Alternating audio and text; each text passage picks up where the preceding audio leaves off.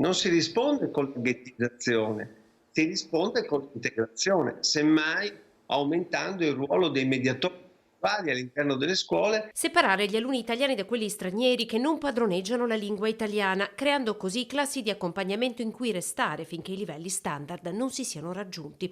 La proposta arriva da Roma con l'emendamento del ministro all'istruzione e in Veneto trova subito fronti contrapposti ad accoglierla. Mi pare che divida il mondo della scuola, divida gli studenti, divida soprattutto ragazzi che vengono da condizioni diverse o da paesi diversi. Non sapendo neanche parlare l'italiano, non diciamo scriverlo, ma neanche parlarlo, lì sì ho visto in queste classi con tutti dentro, ho visto fenomeni di esclusione, non sinceramente sicuramente nelle scuole, nelle classi ponte a cui pensa il ministro Valditara. Così Riccardo Barbisana, vice segretario della Lega, un passato da docente. Il tema divide anche l'opinione pubblica. Assolutamente contrario alla divisione, separazione di classi, Perché?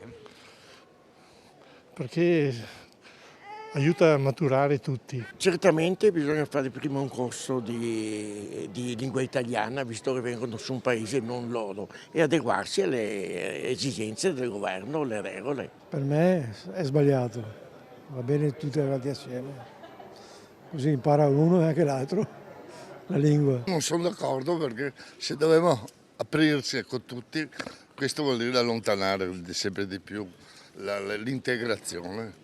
Che ci vorrebbe soprattutto una insegnante in supporto per aiutare questi ragazzi a inserirsi.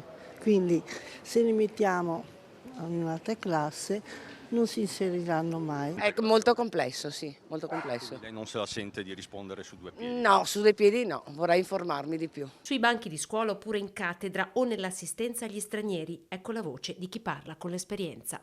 Come ex insegnante dico che è super sbagliato.